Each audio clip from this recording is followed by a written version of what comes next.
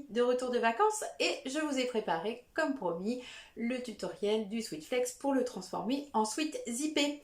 C'est parti, on y va tout ensemble.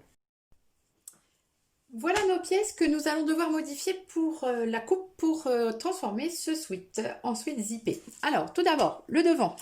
Au lieu de le mettre au milieu pli, vous allez le mettre à distance du pli et vous allez ajouter 1 cm de marge de couture sur la ligne du milieu pli.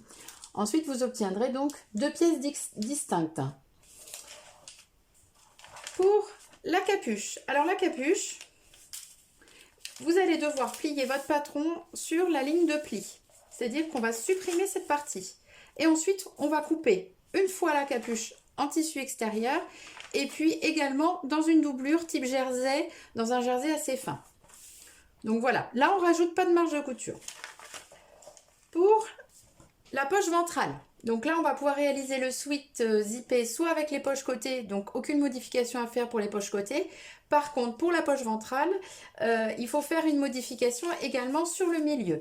Donc pareil, on ne va pas se mettre au pli, mais on va rajouter 1 cm de marge de couture uniquement sur cette ligne-là. Le reste, ça ne bouge pas.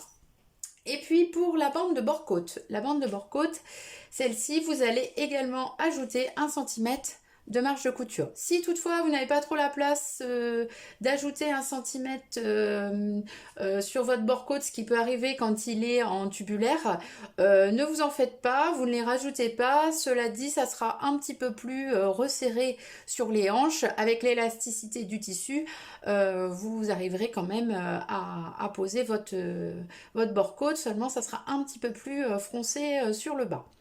Voilà, donc ça vous pouvez vous adapter. Alors, pour notre sweat flex zippé, il va donc nous falloir un zip. Et se posera toujours le souci de la taille du zip. Alors, selon la taille que vous aurez choisie, je vais vous mettre sur le PDF les tailles approximatives des fermetures que vous aurez besoin. Néanmoins, vous aurez sans doute besoin de l'ajuster parce que ça ne tombera pas pile poil. Soit votre fermeture elle sera un petit peu plus grande ou un tout petit peu plus petite. Et pour ça, il y a des astuces pour qu'elle puisse coïncider au patronage. Alors, en fait, par exemple pour celui-ci. Alors, celui-ci, j'ai décidé de le faire dans un 10 ans, mais j'ai raccourci la hauteur de buste parce que ma fille le voulait plus court et qu'elle n'est pas très grande. Donc là, déjà, sur le 10 ans, j'avais raccourci mon patronage. On va enlever les tissus pour que vous voyez mieux. Et sur la bande du bas, elle va être repliée en deux. Voilà. Sachant qu'elle va être assemblée au devant par un 1 cm. Donc, c'est comme si on les chevauchait de 1 cm. Voilà. Et du coup, j'ai pris un zip, ici de 45 cm, qui correspondait à mon patronage, en laissant bien 1 cm de marge de couture. Là, il y a le 1 cm en haut et qui va correspondre pile à la hauteur du zip. Donc, le bout, ça sera caché plus tard. Donc, si vous avez un zip qui est un petit peu plus long, eh bien, soit vous rallongez un petit peu le buste d'1 cm, soit la bande du bas, comme vous voulez. Et pareil, vous pouvez légèrement raccourcir la bande du bas pour que ça puisse coïncider si vous voulez grignoter vous voulez jouer sur les 1 cm ou 2, pas plus. Sinon, vous avez toujours la possibilité aussi de couper votre fermeture sur le haut et de cacher les bouts également dans la marge de couture. Ça se fait aussi. Donc, c'est un petit peu au choix, mais je vous ai quand même mis les tailles pour que vous ne soyez pas trop perdus, les tailles de fermeture qui correspondent à chaque taille du sweat. Voilà, mais moi j'aime bien m'adapter et puis après ça dépend aussi de la hauteur finale du sweat que vous souhaitez faire. Et puis des fois on a des fermetures en stock à la maison, on en a une 50 cm, 55, bon ben on fait avec et on sait qu'on peut, adapter son patronage. Donc pour ça vous prenez votre papier, votre patron avant et puis vous vérifiez déjà en faisant chevaucher là de 1 cm quelle taille il vous faudra de zip. Voilà pour la partie taille du zip. Alors ensuite, la partie suivante, ça va être de monter les poches sur les devants. Donc là, vous suivez ce qu'il y a comme instruction dans le livret. La seule différence, c'est que la poche est séparée en deux de chaque côté. Donc, on va préparer nos poches et elles vont être alignées au bas du devant. Donc voilà, même si j'ai raccourci mon buste, je les aligne toujours au bas du devant. Voilà, donc elles vont se situer ici. Donc là, je vais aller préparer mes poches plaquées comme ce qui est indiqué dans le livret, en posant les parmentures, endroit contre endroit, les retournant, etc. On suit exactement toutes les mêmes étapes et je vous retrouve une fois qu'elles sont posées. Voilà, les petites poches sont cousues, donc elles sont alignées au bas, au bord. Donc on a monté la petite parmenture et on a surpiqué également bien au bord pour bien les maintenir. Donc ça c'est prêt. Donc ça on va le mettre de côté et on va s'attaquer à la capuche. Donc la capuche, tout simple. On a donc la partie ensuite extérieure ici. Donc on va les mettre endroit contre endroit. Et on va venir piquer tout l'arrondi. Et on va faire la même chose sur la doublure. Voici ce qu'on obtient. Donc une capuche en tissu extérieur, une capuche en doublure. Ensuite, on va les ouvrir. Et on va les mettre endroit contre endroit. Par les bords de la capuche qui sont droits. Donc là, par exemple, vous faites bien coïncider les marges de couture. Vous pouvez en mettre une dans un sens, une dans l'autre. Comme ça ne créera pas d'épaisseur et ça ne décalera pas vos coutures. Voilà.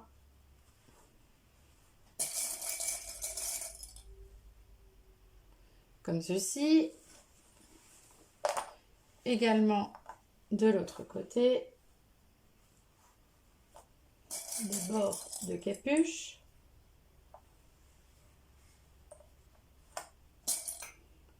Voilà.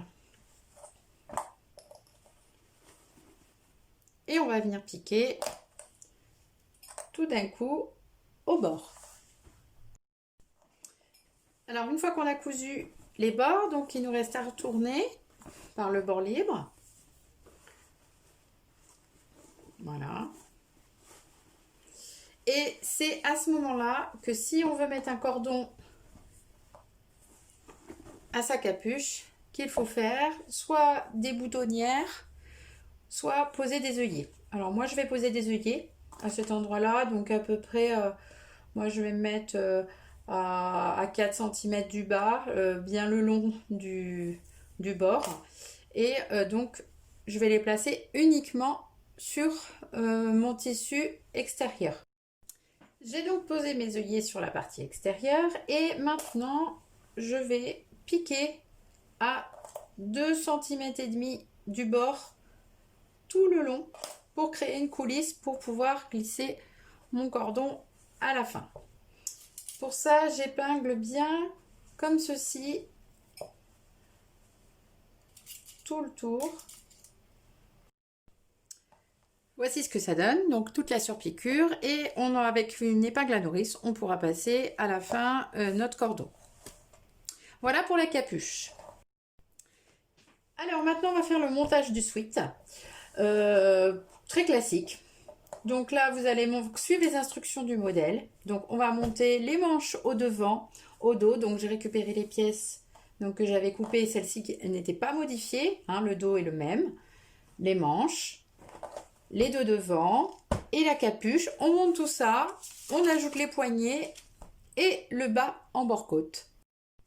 Alors, petit détail pour la capuche, il faut la faire partir à partir de 1 cm d'une extrémité, donc en passant par le milieu dos. Et pareil, on s'arrête à 1 cm. En fait, on laisse la marge de couture qui va servir pour le montage du zip et comme ça, on sera parfaitement aligné.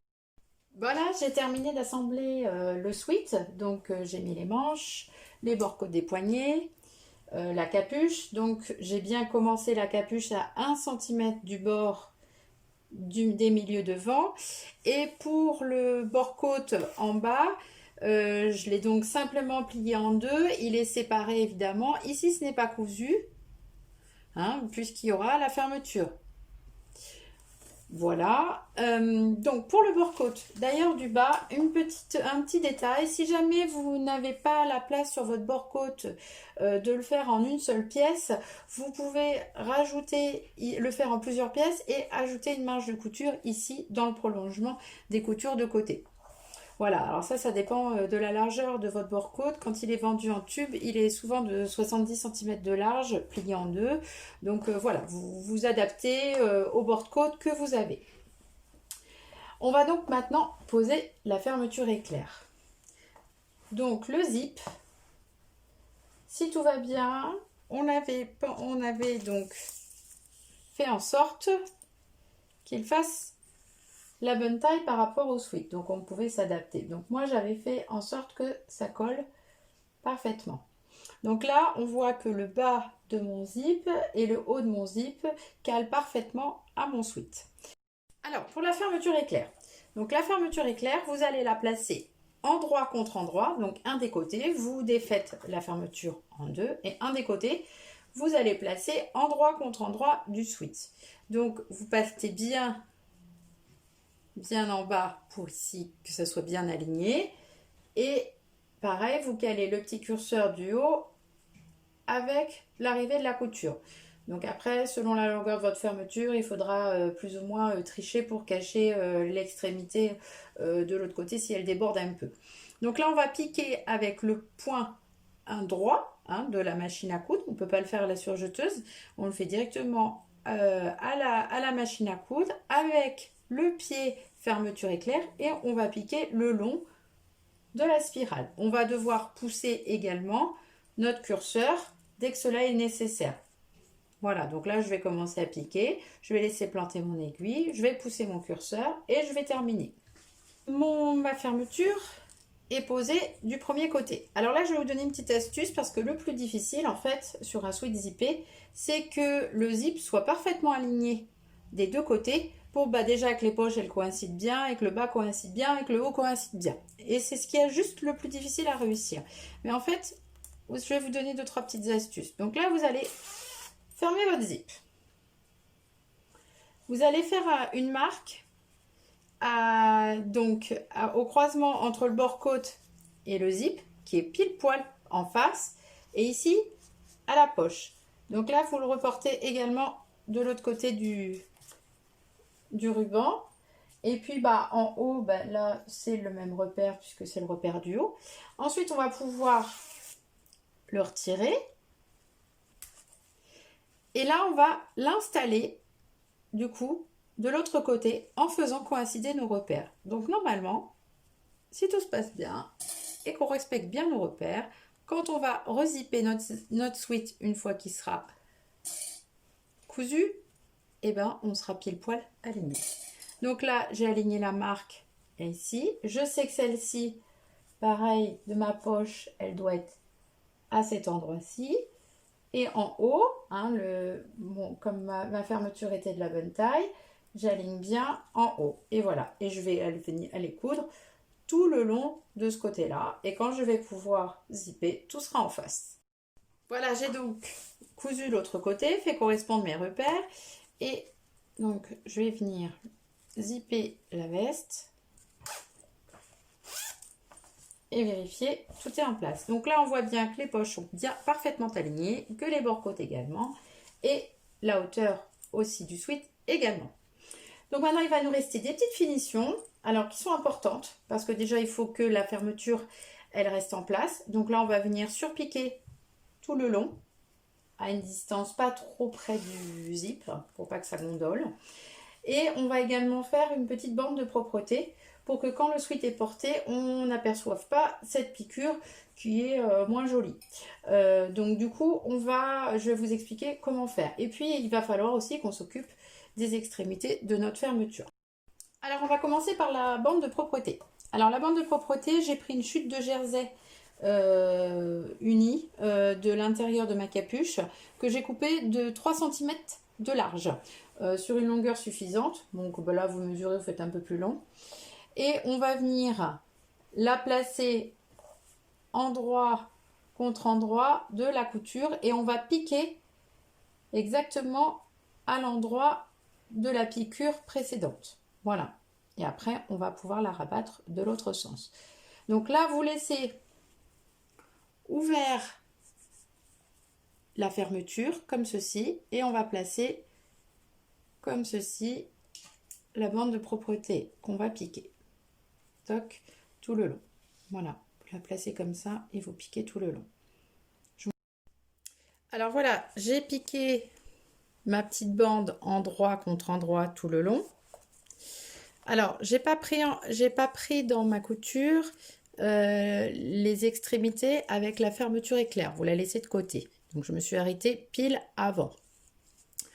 Ensuite, vous allez rabattre comme ceci, dessous, hop, sous la couture.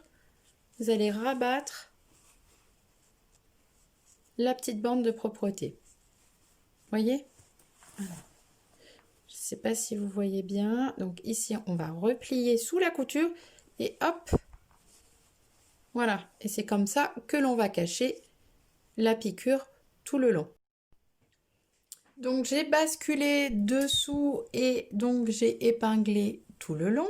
Et là, je vais piquer tout au bord en faisant attention en dessous à chaque fois que ce soit bien tendu pour pas qu'il y ait de vrille. Donc si on suit bien la marge de couture avec l'épaisseur, on allonge son point comme toujours, on pique avec une aiguille suffisamment résistante et on fait tout le long. Voilà, j'ai piqué tout le long. Donc de l'autre côté, on a une piqûre bien régulière puisqu'on a suivi la marge de couture tout simplement. Donc on va se remettre à l'intérieur du sweat. Déjà, on va venir couper ce qui dépasse. Hop, du coup, ça libère l'endroit avec le morceau de fermeture que je vais pouvoir rabattre comme ceci vers l'intérieur et hop dans l'autre sens. Voilà. Voilà ce qui va nous faire quelque chose de propre. Donc, je vais même la recouper un petit peu parce que je la trouve épaisse et longue. Donc voilà, comme ceci. Et là, je vais venir la fixer comme ceci là. Voilà. Je vais fixer quelques points là et ensuite, je pourrai rabattre de l'autre côté. Voilà. Et tout le long du zip, on va rajouter une surpiqûre équivalente à celle de l'encolure au niveau de la distance. Donc, mais il faut absolument que le ruban du zip soit pris dans la surpiqûre. Donc, il ne faut pas être trop près, mais un petit peu à distance pour que ce soit joli, harmonieux et surtout que ça ne bouge pas. Donc, je vais déjà fixer l'extrémité ici. Et après, une fois que j'aurai fait ça, je viendrai mettre des épingles tout le long avant de faire ma surpiqûre. Donc, j'ai bien calé l'extrémité de mon zip comme on l'a replié précédemment. Ensuite, j'ai mis mes épingles tout le long pour pas que ça vrille et je gardais une longueur de point équivalente à toutes celles que j'ai utilisées jusque là qui ne sont pas trop longues ni trop petites. Et là, j'ai pas eu besoin du pied à fermeture éclair. Je vais garder mon pied classique et je serai à environ 0,7 mm de la spirale et ça va me permettre de prendre également le ruban dans ma couture. Voilà, donc là j'y vais tranquille.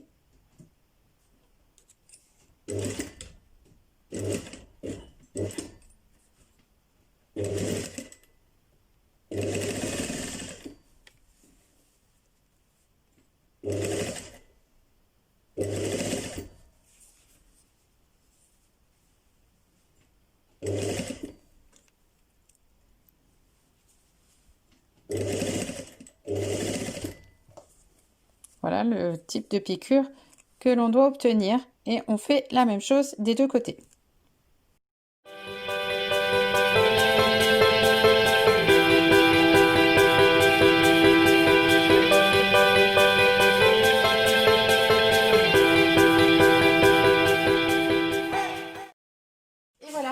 le sweat est terminé. Donc là, on a bien les deux surpiqûres. J'ai glissé mes petits cordons. J'ai bien mes poches qui sont alignées. Voilà. À vous de jouer maintenant.